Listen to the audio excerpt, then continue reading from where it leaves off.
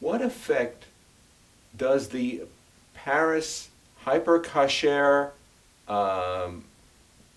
near massacre, 4 people killed, many people held hostage, 30 people kept in a refrigerator who survived, thankfully. What effect will that have on people's perception of Muslim anti-Zionism as really an anti-Semitism? Do you see it as a sea change now? People will see it differently? I don't know if the terrorists who murdered the Jews in that kosher grocery store made any reference to the Palestinian-Israeli conflict, so it's hard to say. I think that journalists and others who are lazy intellectuals who look at a situation like that want to find out and blame terrorism on some cause. The Oslo syndrome is what we sometimes call that, where you blame yourself for... Was that Stockholm syndrome? The Oslo syndrome.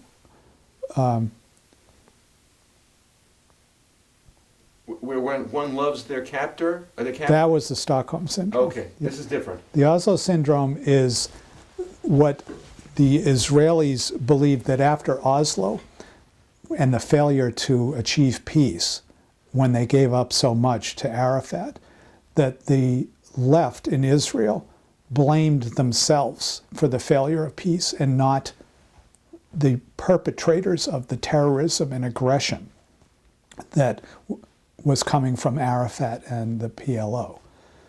The same thing is with terrorism. So that when 9/11 happened, many on the left and in journalism and elsewhere started to say, why do they hate us? What did we do to deserve this? What did we do to cause this? And it's the same impulse that Jimmy Carter just expressed in that interview where he said that the rage of the Islamists in Paris might have been due to their perception that Israel mistreats the Palestinians. So he's saying, no, it's not about anti-Semitism, it's justifiable because of the way Israel acts. Well, that in itself is a type of anti-Semitism, blaming the Jewish state, it's blaming Jews for anti-Semitism. It's like blaming black people for racism. It's ridiculous. This has occurred during the Gaza incursions in the past, and also in the summer of 2014, where their anti-Zionism or reactions to Israel's actions have spurred, unfortunately, vandalism throughout Jewish cities, particularly in Europe, but also throughout North America. The attack on the kosher market is different, though, because there was no particular action on Israel's behalf, and just seemed like it was an act against Jews. Well, I think many in the Muslim world who are angry at Israel for what happened over the summer are still angry about it. In Paris streets and elsewhere, they were yelling, Hamas, Hamas, Jews to the gas.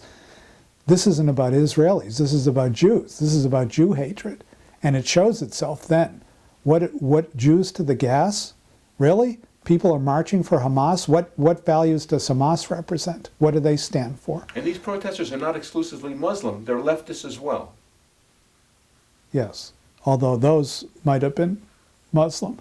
But Jew hatred shows itself more easily because they have the convenient cover of calling it hatred of Israel as opposed to hatred of Jews. What happens is that people slip. So when they say Jews to the gas, why would a Jew in Paris deserve to be sent to extermination because of the actions of something that happened in Israel, for example? How well do you feel that the Jewish establishment in North America and in Britain have this problem in hand, addressed, and under control? They don't. One of my colleagues has been very distressed about this, Charles Jacobs. He thinks that there's been an enormous and critical failure of Jewish leadership of major Jewish organizations because they're afraid of Islamic anti-Semitism. Like the ADL, for example, still talks about skinheads and Aryan Nation and right-wing hatred of Jews, and has been very lax and careless about examining Islamic anti-Semitism, which is much more lethal, much more well-funded, much more global than some skinhead living in his mother's basement with a picture of Adolf Hitler on the wall. Who cares? What happened at Yale with Charles Asher Small's Anti-Semitism Institute when he wanted to address Islamic anti-Semitism? He was eventually pressured out of Yale University, and they closed the center because as Arab and Palestinian donors and other benefactors of Yale forced the university to expel him for having the audacity to reveal the levels of Islamic anti-Semitism in the world. But wasn't it an institute dedicated to the study of anti-Semitism? Yes. How is that seen among your association and its members? We saw it as a travesty because it shows that even a great university like Yale University says, okay, studying anti-Semitism is okay, but we can't insult any Muslims if we study the wrong kind of anti-Semitism. So it's okay if you look back at the Holocaust to European anti-Semitism, or you study current anti-Semitism of skinheads or the Ku Klux Klan, but don't insult Muslims and Islam by trying to link any hatred of Jews with that great peaceful religion. And is that a matter of just general ideology, or is it influenced by Arab money coming into these? It's political correctness, and it's about money. It can be, I think, both. I don't know the specifics of what happened at Yale with Charles.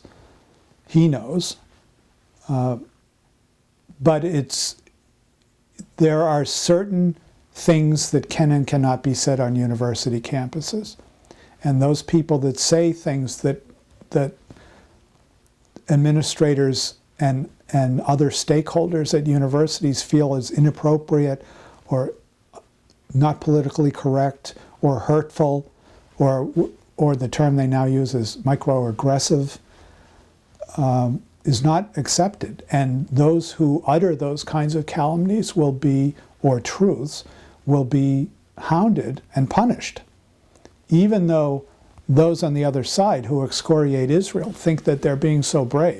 It takes no bravery at all to stand up on a campus in America or Europe and denounce Israel now. It takes great bravery for a student to stand up and protect Israel and speak on its own behalf. How about a faculty member? Same thing. And young faculty members who don't have tenure are very afraid of taking a pro-Israel stand because they know that they're going to be punished and marginalized. And does your association step in we can't get into tenure debates because that's a very private thing, university to university. But we can help expose situations and let administrators know of our displeasure if something's happening. And sometimes they will back down. And if donors stop writing checks, for example, administrators will back down and do the right thing. Could they write checks to Scholars for Peace in the Middle East? They certainly can. We're a 501c3. Many of our members pay dues. We get a lot of support from benefactors and foundations to support our work.